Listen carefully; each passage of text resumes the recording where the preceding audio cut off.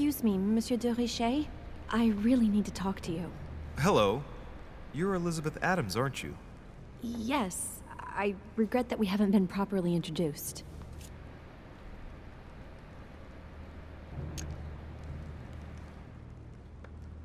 Do you often fall ill like that? Yes, sometimes. But don't worry, I guess I'm kind of a frail flower. Maybe you were feeling hungry. No, it was nothing to do with being hungry. Fatigue, probably. I've been feeling more and more exhausted lately. Well, get some rest then, Elizabeth. Take advantage of the sea air and you'll soon get your strength back. Do you really want to know what made me ill? Last night, I found out that your mother was on the island. What are you doing here?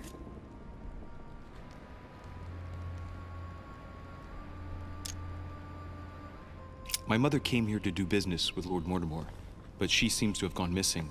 So I'm here to find her. I know your mother very well. Really? Yes, I have been in your mother's care ever since I was born. She nursed you? Oh, I wouldn't say nursed. No. I remember her stare, cold as ice. Her sadistic hands pressing over my mouth to silence me while I screamed in pain. I remember her knees, too. She held me down with them while she cut and burned scars into me. Hold on a minute. What do you mean? You can ask her when you see her. Huh, she's getting more and more agitated.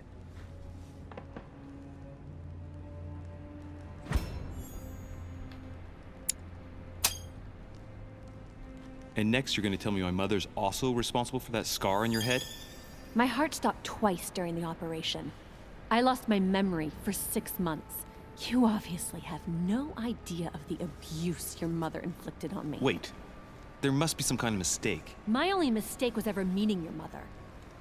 She's able to describe every detail without hesitation or getting flustered. It's becoming difficult not to believe the poor girl. Look, I've got to go. Wait. I need to know more about you and my mother. Why did she put you through all of that? There must be some reason for what she did. What's the point of rubbing salt in the wounds?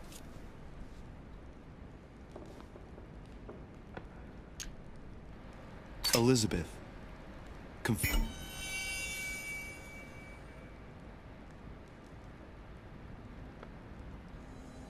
in me might ease your burden.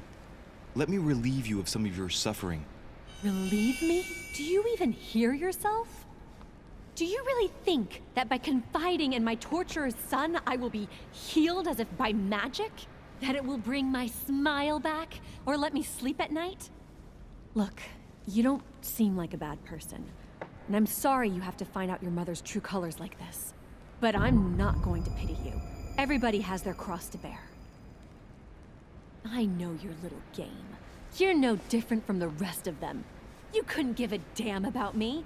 The only thing you're interested in is finding out about your mother. Don't say that. Not everyone wants to use you. Some people care about you, don't they?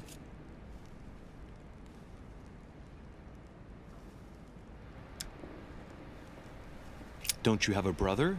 I have 3, but not one of them has bothered to help me. Charles and Thomas were kept away from me to make sure I wouldn't upset them. As for John, the only time he visited me was to make me swear to never publicly compromise his career. Sorry, I didn't know. You're an only son, right? Does it show? If you had a brother or sister, you'd know the way blood ties are unbreakable. Except in my family, unfortunately.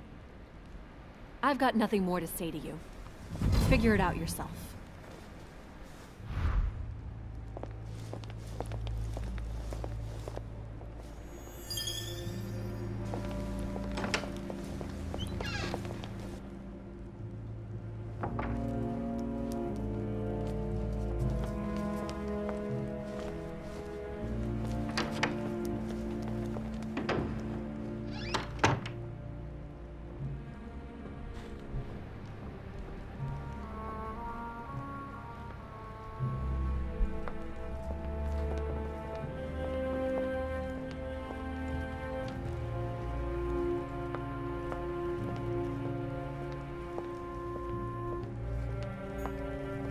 What can I do for you, sir? I am at your service, day and night, sir.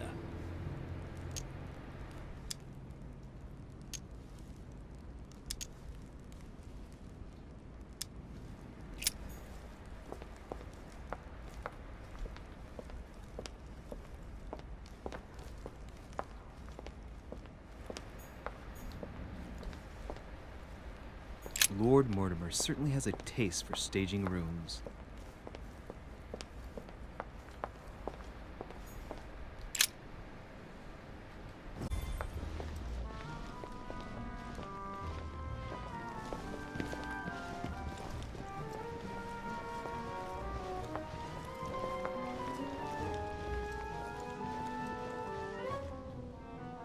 Dear friends, I bid you welcome.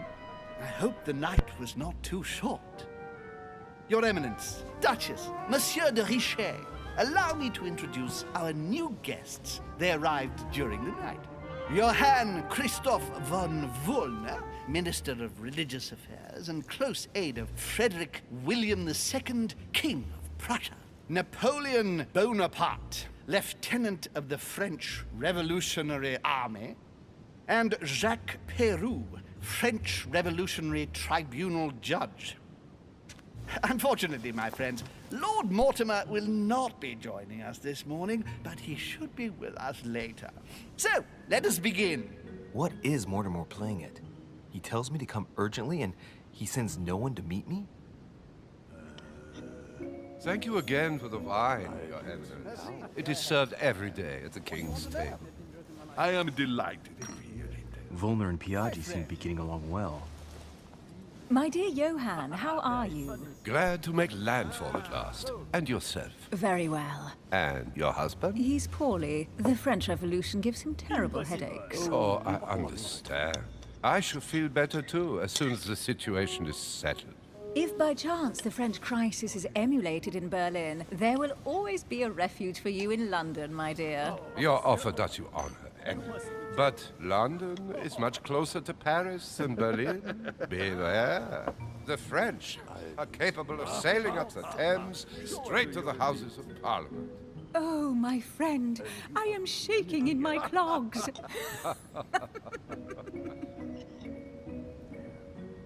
Is the wine to your liking?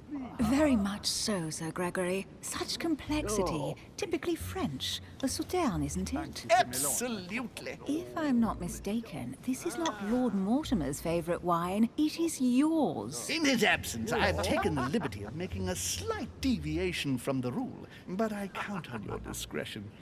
Don't worry, I appreciate the same grape varieties as you. I remember the last time we tasted that nectar here at this table. The finest minds of the century were present. And the last time we drank it, the orphanage in Bloomsbury was still in ruins. Would you repeat that? Oh, well, I put some small effort into the works.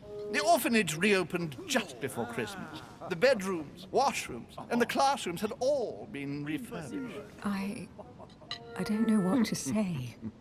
You have given the girls a wonderful Christmas gift. Thank you. I made a promise. Now it is done.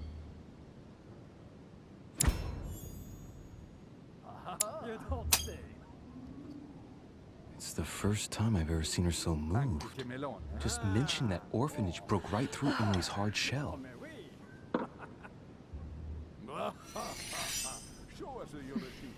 Is everything all right? Yes, thank you. I had a moment of absence, but here I am again.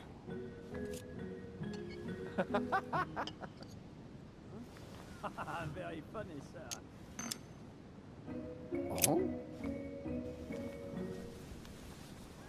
What do you think of Volner? The Prussian king is his puppet. I find it hard to believe the king of Prussia is so weak.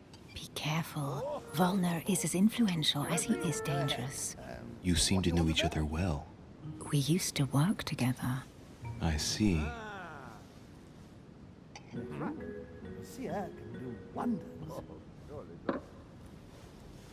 Have you any information on this Napoleon?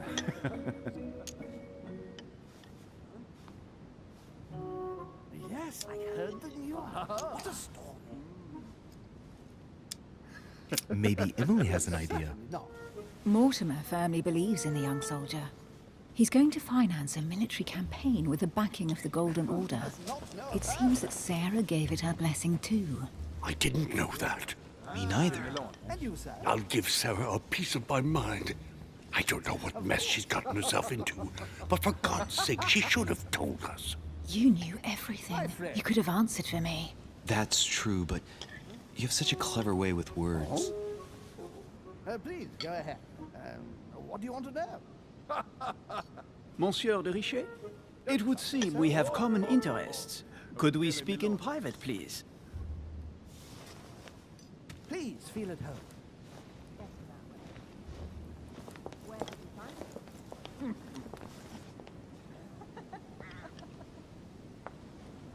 Lord Mortimer and the Golden Order, through your mother, have concluded a financial agreement. Stay composed, Louis.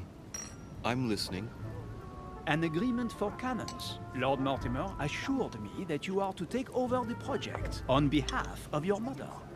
You must know that I am deeply sorry about her disappearance, but I must validate the deal urgently if I want to be able to organize things properly. I haven't seen Lord Mortimer yet. I'm afraid I'll be unable to answer your questions. He assured me that you could replace your mother during her absence. I appreciate his confidence, but still, this is a bit hasty. But please continue. Of course, but I need to know if I can count you among my allies. Well, of course. And for that, I have a little question for you. The agreement stipulates an aid of 50,000 louis d'or for 200 cannon.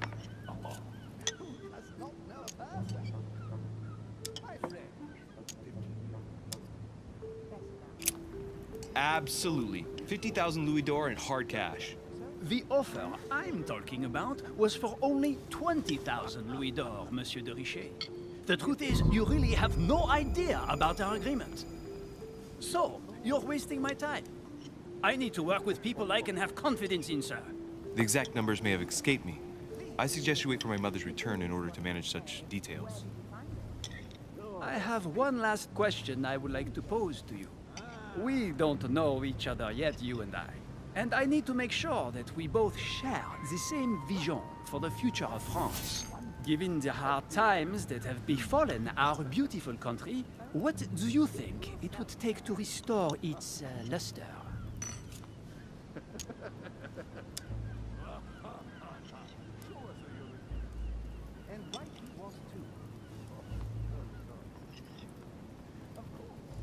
I don't know how to remedy the situation without re-establishing a solid monarchy. And what would we stand to gain by this? We've tried a republic, but it is clear that with the situation we're in now that it's not working. We ought to return to a monarchy. That makes no sense at all, my friend. The monarchy is a privileged caste who have forever built their prestige by crushing and controlling the people. I think there must be a misunderstanding. What do you mean? I cannot believe that Lord Mortimer advised me to speak to you. I must have misunderstood. Excuse me, please. Bravo, Louis. Total fiasco.